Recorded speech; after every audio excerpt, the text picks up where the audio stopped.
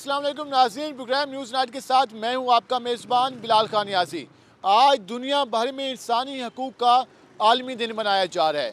आज हम इस हवाले से अपने प्रोग्राम में बात करेंगे कि हमारे माशरे में इंसानी हकूक़ का किस हद तक तहफ़्फ़ुज़ किया जा रहा है, हमारे महरूम तबक़ात को इस हवाले से किस तरह की सूरत हाल का सामना करना पड़ता है, हुकूमत की जानिब से किस तरह की कवानीन साजी की गई है और उसके साथ साथ हमारा मजदूर, हमारा किसान, हमारी ख़वातीन, हमारे बच्चे किस तरह के मसाइल का शिकार हैं और उनके जो बुनियादी हकूक़ हैं उनका अभी तक तहफ़्फ़ुज़ क्यों नहीं हो सका, कौन इसका ज़िम्मेदार है और हुकूमती इदारे इसके हवाले से क्या कर रहे हैं। लेबर विंग्स उसके साथ साथ NGOs ने अब तक कितनी वर्किंग की है और हमारे माशरे में इंसानी हकूक़ की यकीनी बनाना, उन पर अमल दरामद कराना किसकी ज़िम्मेदारी है। और उसके साथ साथ हम आम आवाम से भी जानेंगे कि क्या उनको अपने हकूक़ का पता है, क्या उनको ये मालूम है कि वो अपने हकूक़ का तहफ़्फ़ुज़ किस तरह कर सकते हैं। और इसके साथ साथ हमारे मज़हब ने जो हम पर ज़िम्मेदारियाँ आयद की हैं, हमारे कानून ने, हमारे आइन ने जो हमें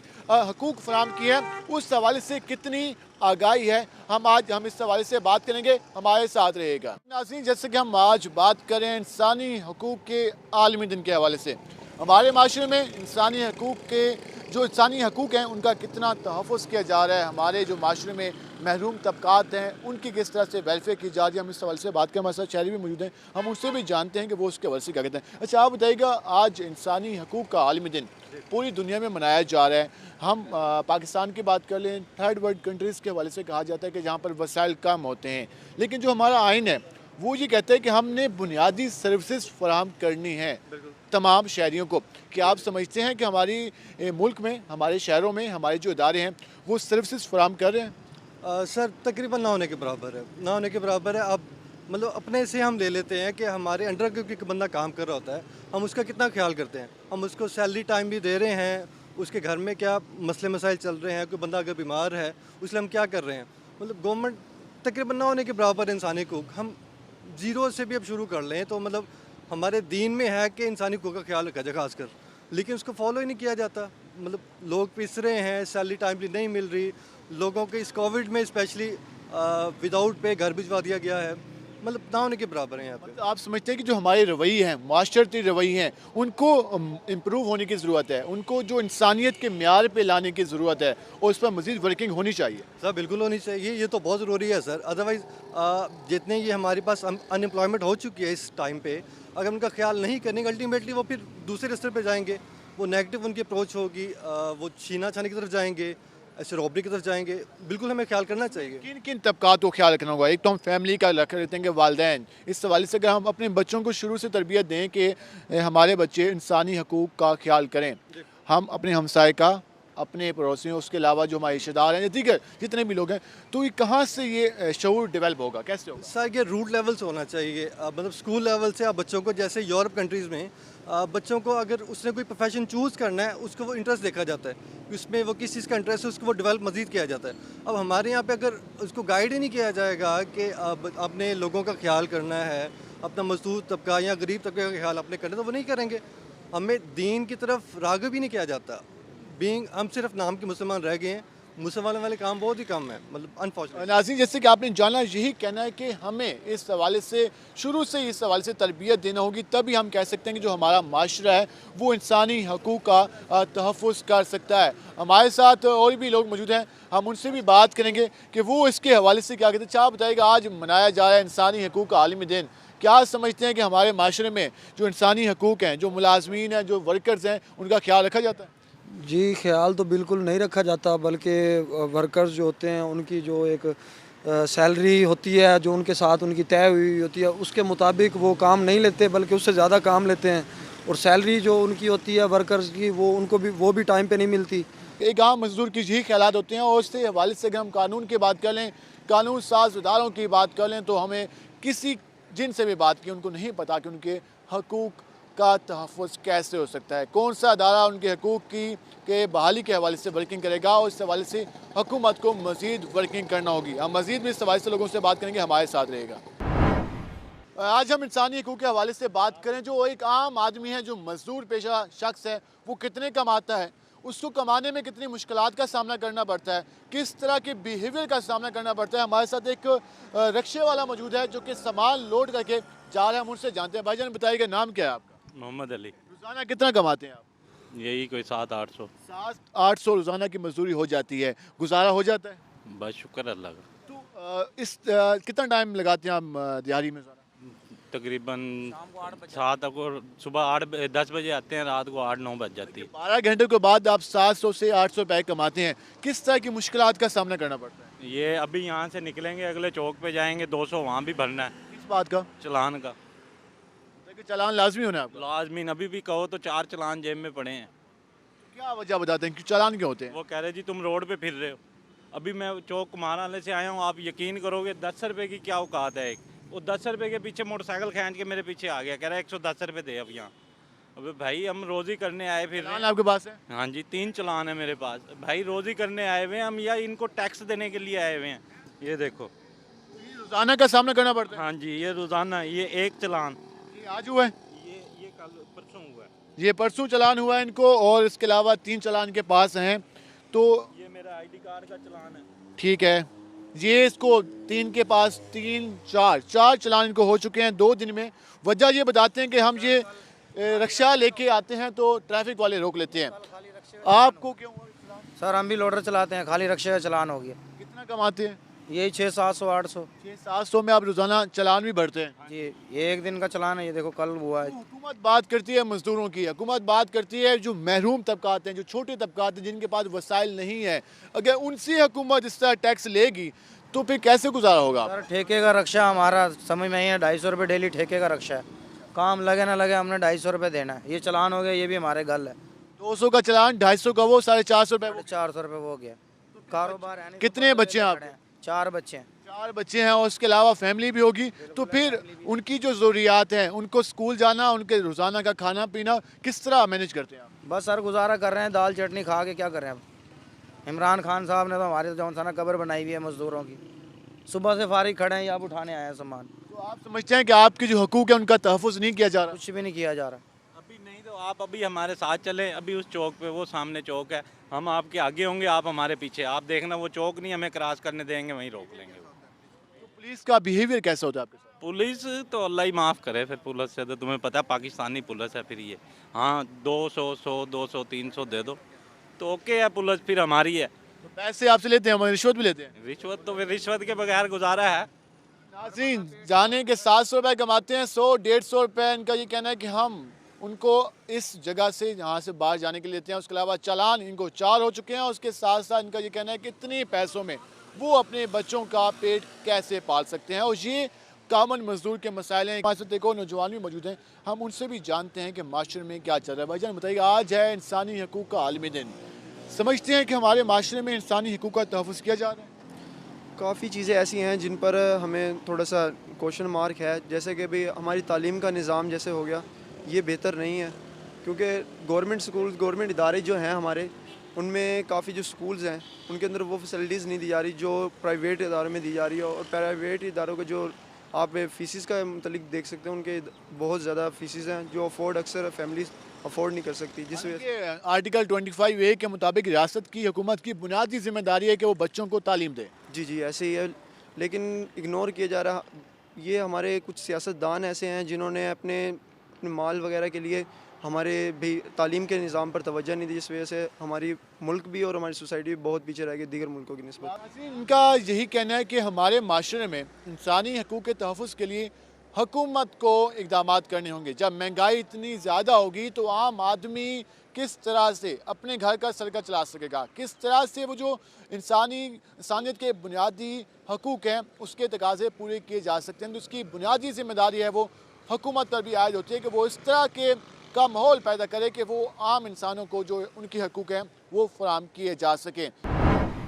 नाज़रीन, हम बात करें इंसानी हकूक़ की, हमारे माशरे में किस तरह से इंसानी हकूक़ का तहफ़्फ़ुज़ किया जाता है, हमारे यहाँ किस तरह से जो महरूम तबकात हैं उनको राइट्स फराहम किए जाते हैं। हम इस वक्त पहुँचे हैं, हमारे साथ एक नौजवान मौजूद है जो रोज़ाना लोडिंग का काम करता है, रिक्शा चलाता है। हम उनसे जानते हैं कि उसको किन मसाइल का सामना करना पड़ता है, किस तरह से वो अपना घर का सरकत चलाता है और क्या उसकी हकूक़ हैं और किस तरह से उसको रियासत या हमारी हुकूमत हकूक़ फराहम करे। भाईजान बताइएगा आपका नाम क्या है? मोहम्मद है आज।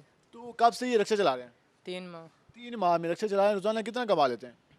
15,000 पे देते हैं ये। 15,000 रुपये देते हैं, हालांकि अगर हम बात करें तो 17,000 रुपये है, हुकूमत ने कहा है। तो आपको ठेके भी लिया हुआ है? ये सैलरी होती है मंथ की पर मंथ। अच्छा जी तो रिक्शा भी खुद चलाते हैं जी और लोडिंग का भी काम करते हैं, जी। तो घर का गुजारा हो जाता है? हाँ बस गुजारा ही होता है। कितने बहन भाई हैं? एक बहन और एक भाई है मेरा। आप छोटे हैं बड़े हैं? बड़ा हूँ मैं सबसे। अच्छा तो आप जो उनकी कफालत की जिम्मेदारी आपकी ज़िम्मे है? हाँ अब्बू भी काम करते हैं। ठीक है। जी तो उससे भी आपका जो सर्कल है, अबू भी काम करते हैं, आप भी काम करते हैं, तो मुश्किल सर्कल फिर भी चलता है। जी जी। तो जो आप रोड पे जाते हैं तो किन मुश्किलात का सामना करना पड़ता है? जो लोगों का आपके साथ बिहेवियर होता है, रवैया होता है, वो किस तरह का होता है? सेम, कुछ बुरे अंदाज के होते हैं, कुछ अच्छे होते हैं। जी जिस तरह का उनका लहजा होता है उस तरह से बात करते हैं, वो उनके अखलाक के हिसाब से वो बात करते हैं। तो आप ये समझते हैं कि जो आपको हकूक़ मिलने चाहिए थे, जिन मुश्किलात का कभी आपको कोई मसला हो तो आपको पता है कि मैंने फ़लान जगह जाकर अपनी दरख्वास्त जो शिकायत जमा करानी है, कोई पता है इस बारे में? नहीं। किसी रियासत हुकूमत का नहीं पता कि हुकूमत आपके जो कि आपके कवानीन हैं, मज़दूरों के कवानीन हैं, कोई लेबर्स राइट्स की बात करते हैं, उनको नहीं पता आपको? नहीं। नाज़रीन, जैसे कि आपने जाना कि जो हमारे यहाँ जो इस तरह के जो वर्किंग का करने वाले लोग हैं उनको नहीं मालूम कि उनके क्या राइट्स हैं। लेबर कोर्ट्स के हवाले से कोर्ट्स कायम की गई हैं, लेकिन वहाँ तक रसाई के हवाले से इनको नहीं मालूम। उसके साथ साथ हम देखते हैं कि चाइल्ड लेबर के हवाले से किसी किस्म की वर्किंग नहीं हो रही। उसके अलावा जो भट्ठों में लोग काम करते हैं, ख़वातीन हैं, मर्द हैं, बुज़ुर्ग हैं, जो बच्चे हैं, उनके हवाले से वर्किंग होना, मज़ीद वर्किंग का होना लाजमी। आप देख सकते हैं कि किस तरह से वर्किंग करते हैं, दिन रात काम करते हैं, लेकिन इनको अपने राइट्स का के तहफ़्फ़ुज़ का नहीं पता कि हमने अपने राइट्स के तहफ़्फ़ुज़ को किस तरह यकीनी बनाना है। तो ये वो मसाइल हैं जिन पर आज हम बात करें। हम मज़ीद भी इस सवाल से बात करेंगे, हमारे साथ रहेगा।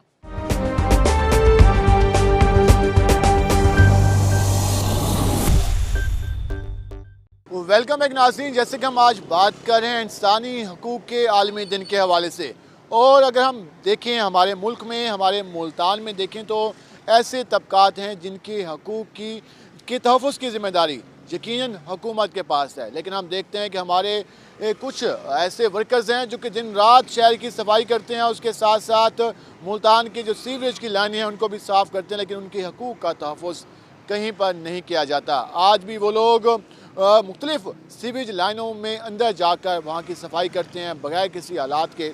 इस सारी सूरत हाल पर हुकूमत क्या कर रही है, हुकूमती इदारे क्या कर रहे हैं, उसके साथ साथ जो हुक्मरान जमात है उस हवाले से वो क्या इक़दाम कर रही है। हमारे साथ मौजूद हैं इंसाफ लेबर विंग के नायब सदर कासिम नियाज़ी। हम उनसे जानते हैं कि वो इसके हवाले से क्या कहते हैं, अब तक उनकी हुकूमत में मज़दूरों की फलाह के लिए क्या इक़दाम किए गए, हम उनसे जाने दें। ऐसा बताइएगा, ये जो सारी सूरत हाल है, आज इंसानी हकूक़ का आलमी दिन है, 2 साल से ज़्यादा आपकी हुकूमत को हो गया, लेकिन हम देखते हैं कि आज भी मज़दूर को वो हकूक़ हासिल नहीं है। आज भी वासा का जो सीवरमैन है वो गटर में जाकर सफाई करता है, कोई आलात उसको नहीं मिलते। वेस्ट मैनेजमेंट कंपनी का अमला आज भी हैंड कार्ड को खींच कर लाता है, उसके लिए कोई सहूलत नहीं है। इसकी क्या वजह है? इसकी वजह तो पहले तो सबसे पहले तो ये है कि फ़ंड की नायाबी है, फ़ंड हमें बहुत कम मिलते हैं, और दूसरी बात है करप्शन जो है सबका गवर्नमेंट जो के दौर के अंदर जो चली आ रही थी मुसलसल उसका चलता रहा है कि भी वो करप्शन की नज़र हो जाती है सारी फंड और उनकी इमदाद। लेकिन हमारी जब से इमरान खान साहब की गवर्नमेंट आई है पाकिस्तान तहरीक इंसाफ की, कम अज़ कम हम ये कह सकते हैं कि इमरान खान साहब जो है करप्शन की रोकथाम के लिए जद्दोजहद कर रहे हैं। करप्शन की रोकथाम के लिए जद्दोजहद हो रही होगी, उस पर हम बात कर लेते हैं, लेकिन जो आम मज़दूर है, जो आम वर्कर है, उसके लिए किस तरह के इक़दाम किए जा रहे हैं वो ज़रा बताएँ। सर इदारों के अंदर जैसे मज़दूर का इस्तेसाल है, वापडा का मज़दूर खंबे के ऊपर चढ़ता है, वो शहीद हो जाता है, उसके वाजिबात की जो अदायगी है वो लेट होती है। इसी तरह वेस्ट मैनेजमेंट के अंदर आप देखें कि भी आज भी वहाँ का मज़दूर जो है जो रेडी चलाता है, हाथ की रेडी से वो गंद सफाई करके ना उठा के लेके जाता है, उसकी बैरिंग्स नहीं है। जब उनका जिक्र किया जाए इदारे के साथ तो वो कहते हैं हमारे पास फ़ंड नहीं है, और फ़ंड का जो रोना है वो रो के उस चीज़ को ख़त्म कर देते हैं। फंड्स की फराहमी किसकी जिम्मेदारी? ये इदारे के सरबराह की है, हुकूमत की है, गवर्नमेंट जो डिस्ट्रिक्ट गवर्नमेंट है उसकी ज़िम्मेदारी है। लेकिन हम लोग इसके लिए आवाज़ बुलंद कर रहे हैं। इंशाल्लाह ताला जल्द ही सारे हिसाब किताब जो है ना ठीक होगा और निज़ाम को ठीक किया जाएगा। हमने ये भी देखा कि हमारी मुख्तलिफ NGOs भी इंसानी हकूक़ का प्रचार करती हैं। अगर हम वास्तव की बात करें तो कई मज़दूर ऐसे हैं, सीवरमैन, जो कि गटर में गैस भर जाने के बाद दम तोड़ गए। आपके सामने भी कई वाक़यात हुए होंगे, आप लेबर विंग को भी देख रहे हैं। तो इस तरह के जो वाक़यात हैं आप किस तरह से डील कर रहे हैं, किस तरह से आपने कोई एप्लीकेशन लिखी है, इसके हवाले से क्या कहें?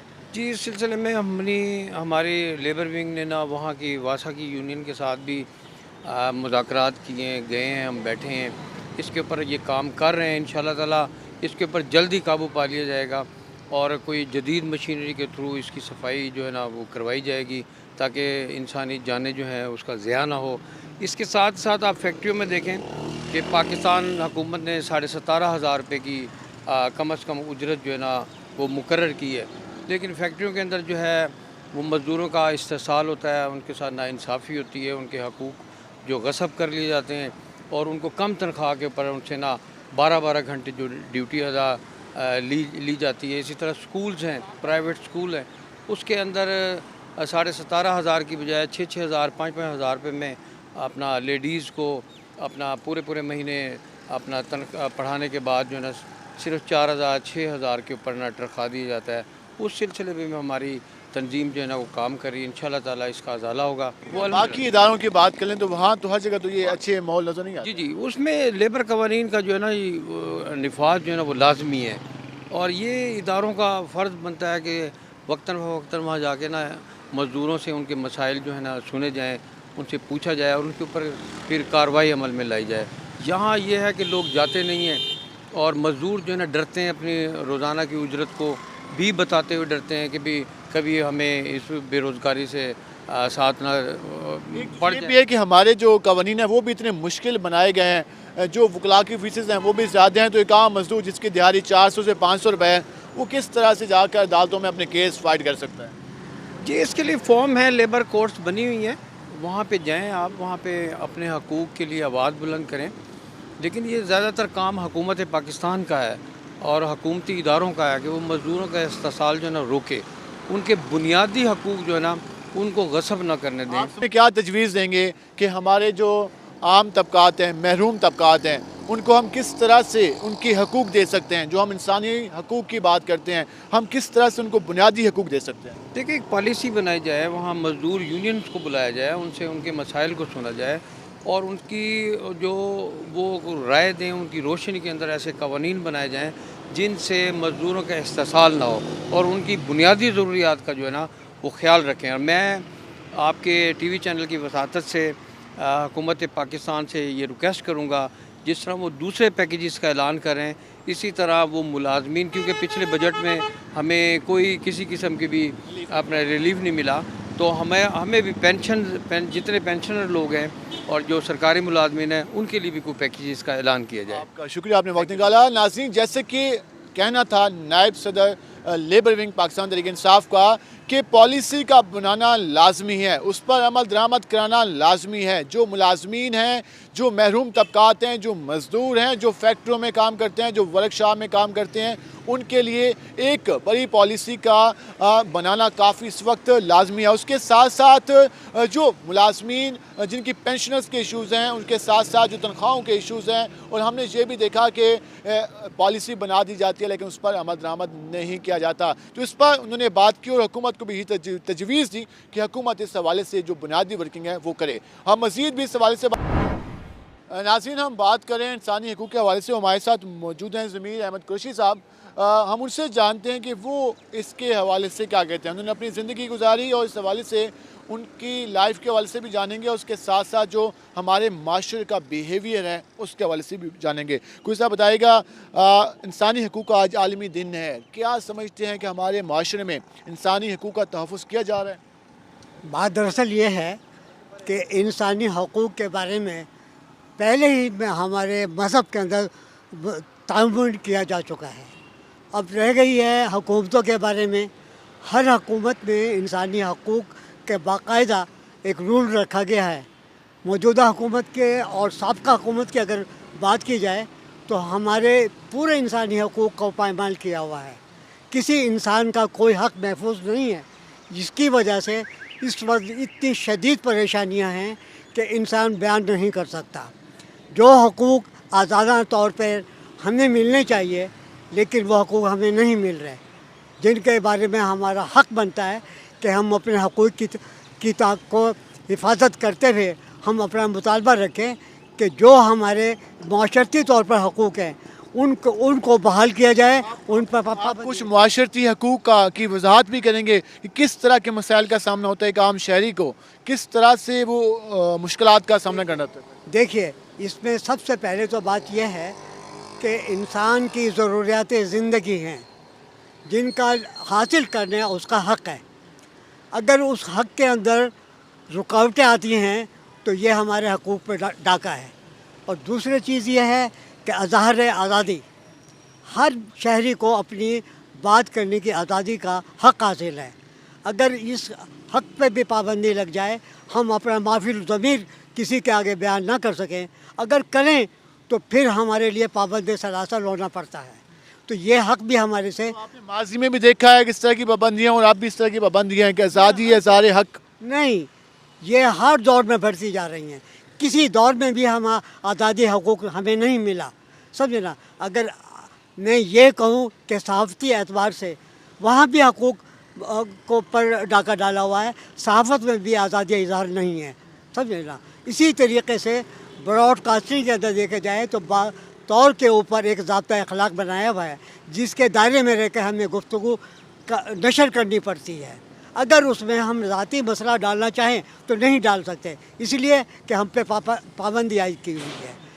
जिस तरह उन्होंने बात की कि हर शहरी को जीने का हक़ देना चाहिए और इस हवाले से रियासत को बुनियादी जो ज़िम्मेदारी है उसका उनको इम्प्लीमेंट करना होगा। उसके साथ साथ आज़ादी इज़हार राय के हवाले से भी मुश्किलात का सामना है। उस हवाले से भी उन्होंने बात की कि जो इंसानियत की जो बुनियादी हकूक़ में शामिल है उसके बोलने के हवाले से तो उस हवाले से भी कावानीन को बेहतर बनाया जाए और इस पर अमल दरामद भी कराया जाए। हम मज़ीद भी इस हवाले से बात करेंगे, हमारे साथ रहेगा। मिलते हैं एक शॉर्ट ब्रेक के बाद।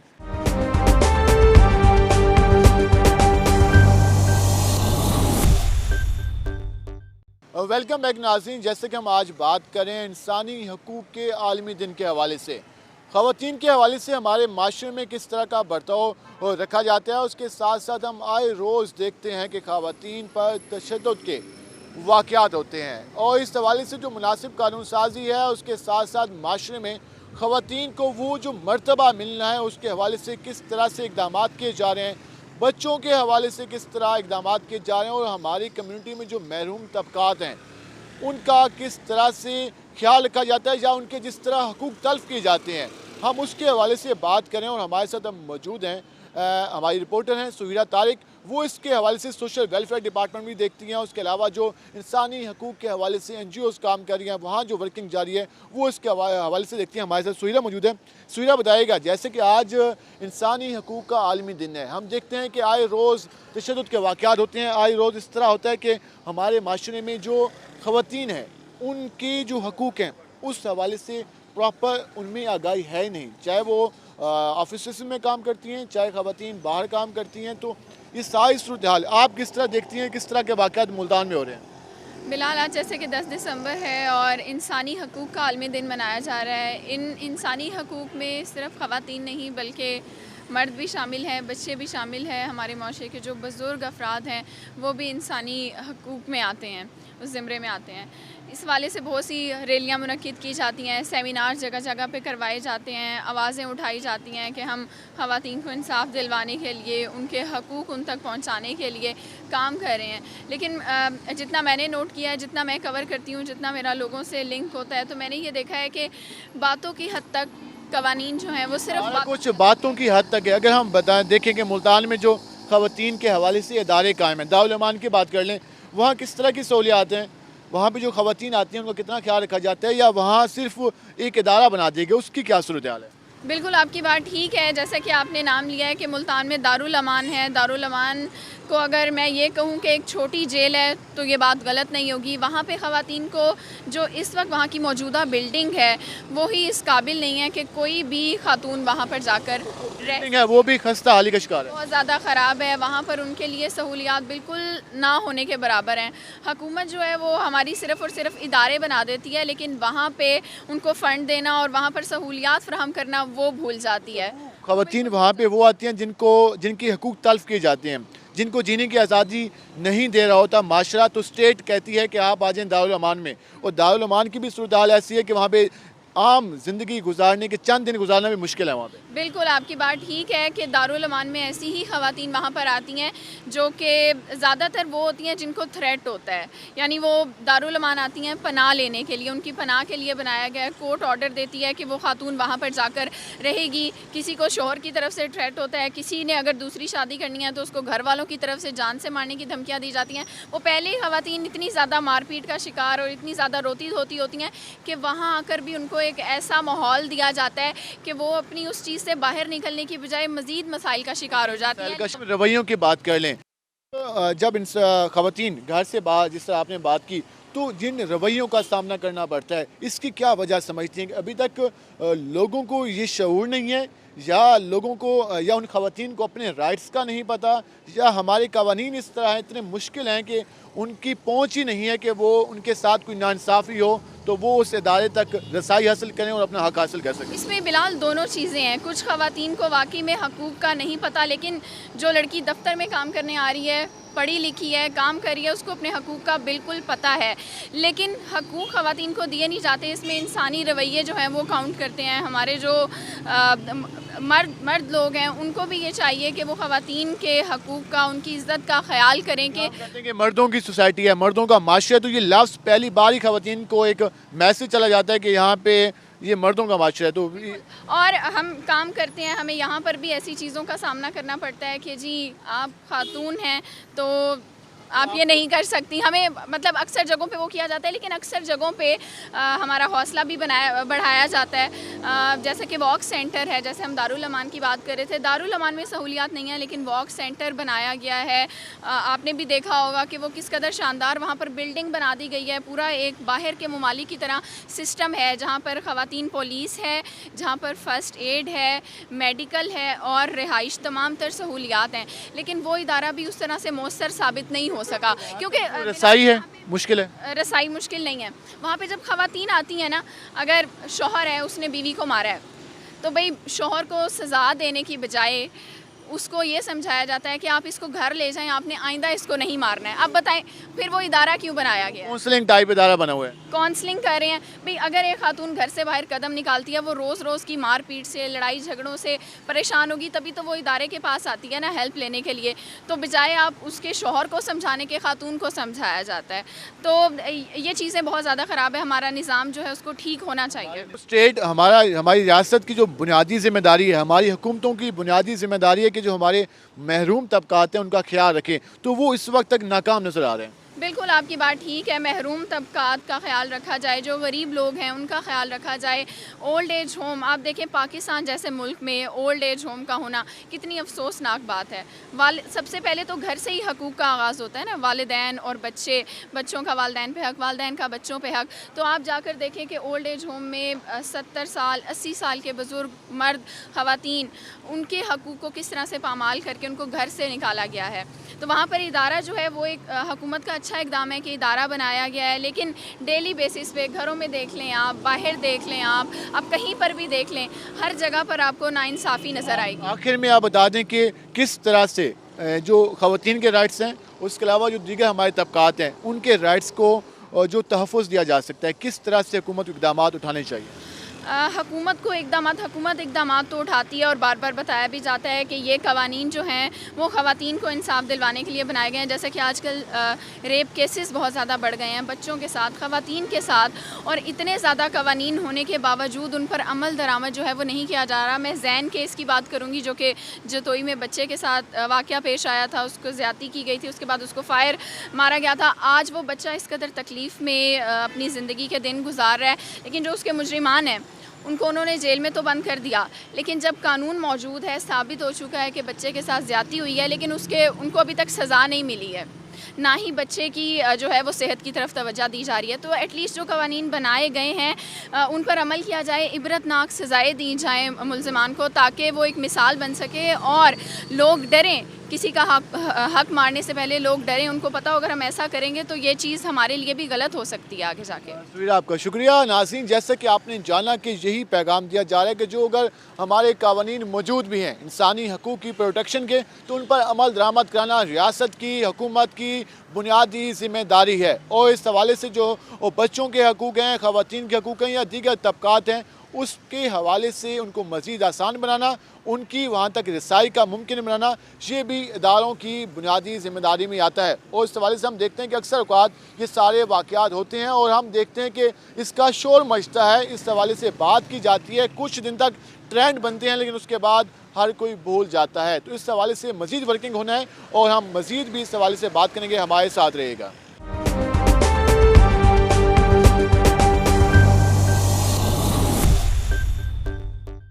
वेलकम बैक नाज़रीन, जैसे कि हम आज बात कर रहे हैं इंसानी हकूक़ के आलमी दिन पर, और इस हवाले से जो हकूक़ तयन किए गए हैं उस हवाले से किस तरह की वर्किंग जारी है, किस तरह से हमारे माशरे में जो हमारे महरूम तबकात हैं उनको मसाइल का सामना करना पड़ता है। आपने पहले भी जाना, वो हमारे साथ मौजूद हैं, इंसानी हकूक़ के हवाले से काम करती हैं, हमारे साथ मौजूद हैं अरूज फातिमा रिजवी। हम उनसे जानते हैं कि हमारे माशरे में, हमारे मुल्क में किस तरह के मसाइल का सामना है ख़वातीन को, उसके साथ साथ जो दीगर तबकात हैं उनको किस तरह के मसाइल का सामना है, इंसानी हकूक़ का किस तरह तहफ़्फ़ुज़ किया जा रहा है। अरूज बताइएगा, आज इंसानी हकूक़ का आलमी दिन है, हर जगह हमने देखा, रैलियाँ भी निकाली गई, सेमिनार भी मुनक़िद किए गए।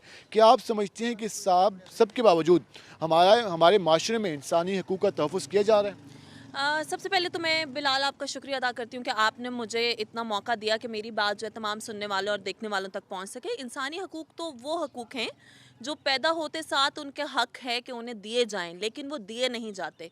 हकूक़ तो बहुत सारे हैं और उनकी डिस्क्रिमिनेशन भी बहुत ज़्यादा होती है। माशा हमारा क्योंकि मैंस डोमिनेटिंग है, तो थोड़ी सी जो डिस्क्रिमिनेशन है वो ख़वातीन के साथ और ट्रांसजेंडर के साथ ज़्यादा की जाती है। तो आज का जो स्पेशली जो दिन मनाया जा रहा है, इसमें मेरी तमाम देखने और सुनने वालों को ये एक रिक्वेस्ट है कि अपने हकूक़ की आगाही सबसे पहले ज़रूरी है। क्योंकि आगाही की बात करें तो अवेयरनेस के हवाले से हुकूमत को कितना फोकस करना होगा, उसके अलावा जो दीगर तंजीमें काम कर रही हैं वो क्या आगाही पहुँचा रही हैं, जो हमारी ख़वातीन देहात में मौजूद हैं या हमारी ट्रांसजेंडर कम्युनिटी है, उनके पास एजुकेशन भी नहीं है, तो किस तरह हम आगाही पहुँचा सकते हैं? हमें किसी पे भी डिपेंडेंट नहीं होना चाहिए। जिन जिन लोगों को आगाही है उन्हें मज़ीद फैलानी चाहिए, अपने इर्द गिर्द के लोग मज़ीद अपने इर्द गिर्द के लोगों तक वो आगाही फैलानी चाहिए। उसके अलावा अगर हम वॉलंटियरली सर्विस अपनी देना शुरू हो जाएं तो माशरे में जो डिस्क्रिमिनेशन है वो बहुत हद तक कम हो जाएगी। सिर्फ इदारों का काम नहीं है कि वो इस तरह के काम करें, इदारा तो अपने हिस्से का काम 100% नहीं तो 80% ऑलरेडी कर रहे हैं और उसका ग्रास रूट लेवल पे इम्प्लीमेंटेशन का इफेक्ट भी बहुत ज़्यादा है। उसके अलावा गवर्नमेंट भी काम कर रही है, हम सब देख रहे हैं। और गाँव देहातों पर ज़्यादा फोकस इसलिए किया जाता है कि वो लोग शायद नॉन एजुकेटेड हैं, तो उन तक वो अवेयरनेस नहीं पहुंच पाती जो हम लोगों तक है।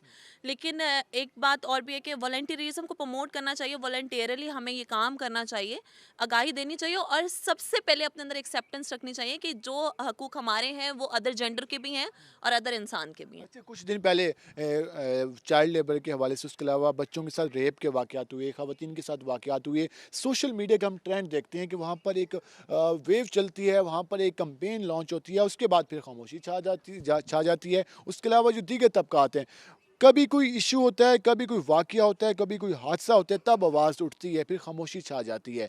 इसको हम किस तरह अपने बिहेवियर्स में लेके ला के आ सकते हैं कि इस तरह का वाक़या हो ही ना? एक्सेप्टेंस बहुत ज़्यादा ज़रूरी है। हमें दूसरों की राय की एक्सेप्टेंस देनी चाहिए, करनी भी चाहिए कि भाई जो हमारा मवक्क़िफ़ है वो सही हो सकता है तो दूसरा का मवक्क़िफ़ भी सही हो सकता है, वो अपनी जगह सही हो सकता है, चाहे हम उसे माने या ना माने। दूसरों के राय का एहतराम और दूसरों की आज़ादी का, दूसरों के रहन सहन का, दूसरों के लिविंग स्टाइल का आपको एहतराम करना सबसे पहले बहुत ज़रूरी है। बात आप कह रहे हैं कि ये केसेस ख़त्म क्यों कर दिए जाते हैं, क्योंकि अभी भी हम लोअर पंजाब स्पेशली जो है वो एक ताकत के दबाव में है। बहुत दफ़ा मैं केसेस वुमेन राइट्स के देखती हूँ, मर्डर के देखती हूँ, रेप के देखती हूँ कि वो उछाले ज़रूर सिविल सोसाइटी और ऑर्गेनाइजेशन उठाते ज़रूर हैं, वो उसके पीछे धरना ज़रूर दिया जाता है, उसके पीछे इजलास ज़रूर किया जाता है, उसके पीछे रोडों पे ज़रूर निकलते हैं, उसके पीछे टायर ज़रूर एहतजाज करने की जो भी शक्ल है वो ज़रूर दी जाती है। लेकिन ये होता है कि शायद वो जो मुलज़िम के घर वाले होते हैं या फिर जो विक्टिम के घर वाले होते हैं वो आपस में मिल जाते हैं किसी भी प्रेशर की वजह से। लेकिन हमारा as being a NGO worker, as being a activist, हमारा फ़र्ज़ बनता है कि अगर कोई अपना केस वापस ले भी लेता है तो हमारे माशरे में अगर कहीं पे जुल्म हुआ है तो हमें उसके लिए खड़े रहना चाहिए और उसके लिए आवाज़ उठानी चाहिए। हम लोग आवाज़ उठाते हैं, उठाते आए हैं और उठाते रहेंगे और उम्मीद करते हैं कि लोग हमारा आवाज़ उठाते रहे हैं। तालीम की अगर हम बात कर लें तो आपका विज़िट भी होते होंगे, आप जाती भी हैं, आप इस फ़लस्तीनी ख़वातीन को भी मिलती हैं। तालीम कितनी लाज़मी है? क्योंकि हमारा 25 आर्टिकल ये कहता है कि हमने रियासत की ज़िम्मेदारी है कि वो तालीम हर बच्चे को दे, हर बच्ची को तालीम का हक़ मिलना चाहिए। जब तालीम का हक़ नहीं मिलेगा तो ये रवैये रहेंगे क्या? बिलाल देखें, तालीम का हक मिलना नहीं चाहिए। ये हमारे वो हकूक़ हैं जो आंखें खोलते साथ पहला सांस लेते हुए हमारे हैं। हमें मिलना नहीं चाहिए, हमें एजुकेशन देनी चाहिए। और वॉलंटियरली सर्विस की मैं बात कर रही थी, हमारे माशरे में क्योंकि गुर्बत बहुत ज़्यादा है, बहुत सारे लोग फीसेस जो हैं वो अफोर्ड नहीं कर सकते, तो हमें ये चाहिए कि एजुकेशन को आम करें। कोई भी छोटी सी भी बात अच्छी हमें पता चलती है तो उसे आम किया जाए लोगों में, हर तरह के लोगों में। शायद बहुत सारे पढ़े लिखे लोगों के भी इल्म में वो तमाम बातें नहीं होती जो उनको पता होना बहुत ज़्यादा ज़रूरी है। और तालीम की जहाँ तक बात है, अब तो गवर्नमेंट ऑफ पाकिस्तान ने तालीम मुफ्त कर दी है मैट्रिक तक, तो ये जो एक एक्सक्यूज़ था ना कि एजुकेशन, फ्री एजुकेशन होनी चाहिए, एजुकेशन बहुत महंगी है, तो ऐसा कुछ नहीं है। हमें खुद भी हिम्मत करनी चाहिए। लास्ट में हम बात कर लेते हैं जो भट्ठा जात पे लोग काम करते हैं, जो ख़वातीन काम करती हैं, जो फसलों में जाकर कपास चुनती हैं ख़वातीन, उनके राइट्स का किस तरह तहफ़्फ़ुज़ किया जा सकता है? उनको कितनी मज़दूरी हम दे रहे हैं, कितने हमारे जो माशरे के जो ताकतवर तबकात हैं उनका किस तरह इस्तेसाल कर रहे हैं, तो इसके हवाले से किस तरह वर्किंग होनी चाहिए? बिलाल देखें, आपसे मैं फिर दोबारा यही बात करूंगी कि जो मेरा हकूक मेरे हैं, जो हक मेरे पास हैं, जो राइट्स मेरे पास हैं, वही उस भट्टा मजदूर की खातून के भी हैं। कि अगर मुझे खाना पूरा मिलना चाहिए, मुझे मतलब इज़्ज़त मिलनी चाहिए, मुझे तहफ़्फ़ुज़ मिलना चाहिए, तो उसे भी इतना ही मिलना चाहिए।